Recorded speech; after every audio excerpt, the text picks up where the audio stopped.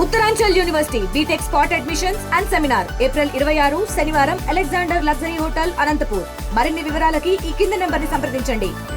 అందరికీ నమస్కారాలండి. మన అమరావతి రాజధాని పనులు పురప్రారంభానికి మే 2వ తేదీ భారత ప్రధాని గారు వస్తున్నారు. ఈవినింగ్ 3:25 ఇక్కడికి వస్తారు.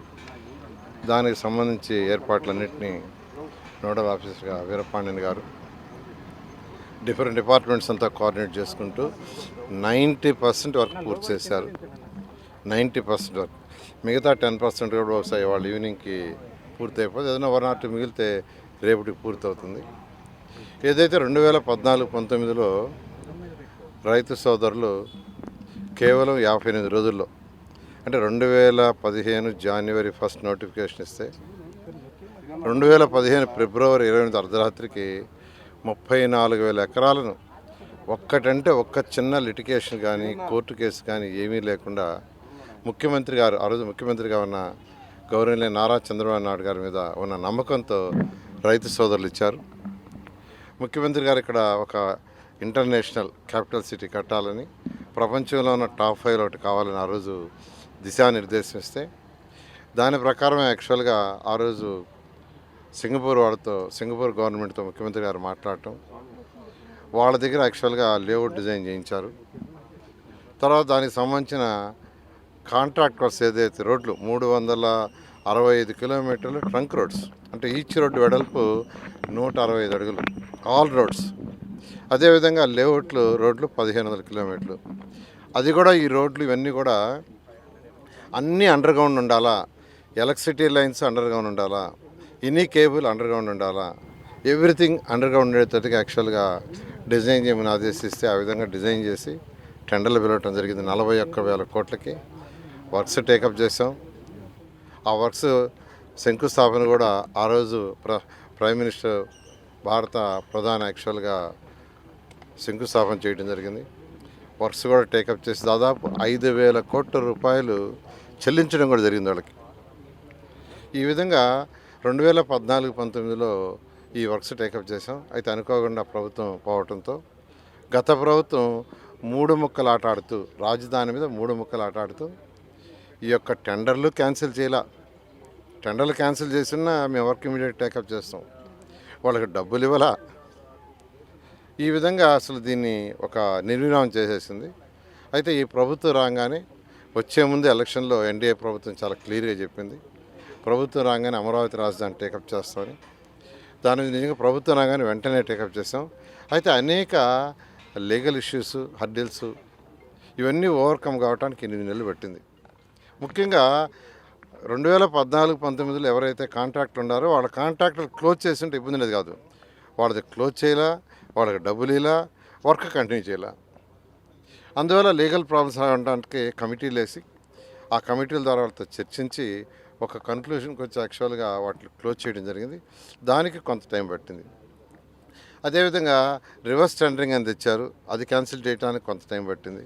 అదేవిధంగా జ్యుడిషియల్ రివ్యూ అన్నారు, అది క్యాన్సిల్ చేయాలంటే అసెంబ్లీలో పెట్టాల్సి వచ్చింది, అసెంబ్లీ వచ్చేదాకా వెయిట్ చేయాల్సి వచ్చింది. ఇట్లా అనేకమైన. అంతేకాకుండా 2014-19 తర్వాత 6 సంవత్సరాలు అయింది దాదాపు. ఈ 6 సంవత్సరాల్లో అంతకుముందు కట్టిన కన్స్ట్రక్షన్స్ ఎక్కడికక్కడ ఆపేశారు. వాటి స్ట్రెంత్ ఏంది, అవి వర్క్ కంటిన్యూ చేయొచ్చా, ఇలాంటి ఏం చేయాలి, దానికోసం ఐఐటి చెన్నై, ఐఐటి హైదరాబాద్ వాళ్ళిద్దరికి యాక్చువల్గా ఇచ్చాం.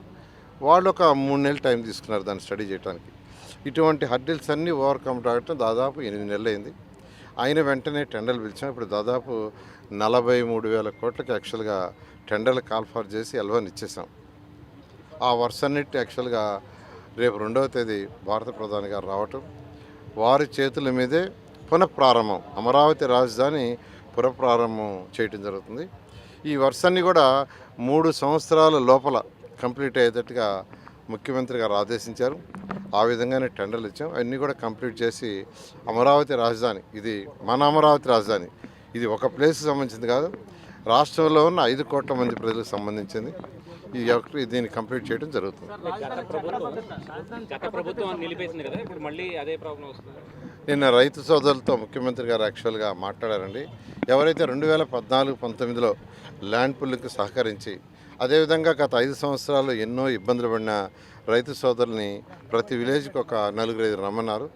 నిన్న వాళ్ళతో ముఖ్యమంత్రి గారు దాదాపు ఒక 2 అవర్స్ యాక్చువల్గా డిస్కస్ చేశారు. వాళ్ళందరినీ ఇన్వైట్ చేశారు.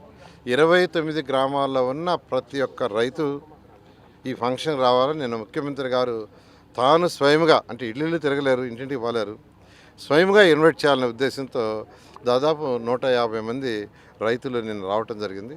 వాళ్ళందరికీ చెప్పారు, ఇది నా పర్సనల్ ఇన్విటేషను, ప్రతి ఒక్కరు రావాలని యాక్చువల్గా నిన్న ఇన్వైట్ చేశారు. ఆ విధంగా ఈ కార్యక్రమానికి ముందుకు పోతుంది.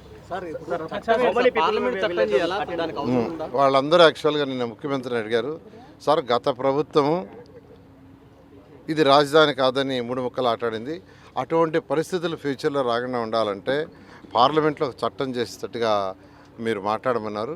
ముఖ్యమంత్రి గారు వాళ్ళందరికీ ఏం చేశారంటే దానికి సంబంధించి ఆ కన్సర్న్ డిపార్ట్మెంట్ వాళ్ళతోనూ కేంద్రంతోనూ మాట్లాడి ఏం చేయాలో చేస్తానని చెప్పడం జరిగింది. అదే ముఖ్యమంత్రి గారు చెప్పింది ఏంటంటే ఎలా తెలియాలి కదా, అంతా లీగల్గా తెలియాలి కదా, అంతా వచ్చుంటాం, అవన్నీ డిస్కస్ చేసి దాని మీద పాజిటివ్గా డెసిషన్ తీసుకుంటానని చెప్పడం జరిగింది. అంటే ఇప్పటికీ 43,000 కోట్లకి L1లు ఇచ్చేశారు. బహుశా ఇవాళ రేపులో కూడా కొన్ని ఇస్తున్నారు. ఇవాళ రేపు కూడా అంటే టెండర్ బిల్స్ అయిపోయింది, అవి కూడా ఇస్తే మొత్తం యాక్చువల్గా 43,000 కోట్లు. ఎందుకంటే 64,000 కోట్లకి అథారిటీ పర్మిషన్ ఇచ్చింది. సిఆర్డీఏ యొక్క అథారిటీ 64,000 కోట్లకి ఇచ్చింది.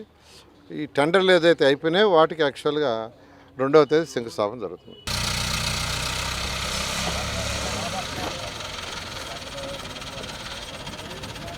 ఏం చూస్తున్నారో తెలియకుండా. మరిన్ని వీడియోస్ కోసం ఛానల్ ని సబ్స్క్రైబ్ చేయండి. లేటెస్ట్ అప్డేట్స్ కోసం వాట్సాప్ ఛానల్ ని ఫాలో అవ్వండి. ఆ లింక్ డిస్క్రిప్షన్ లో ఉంది.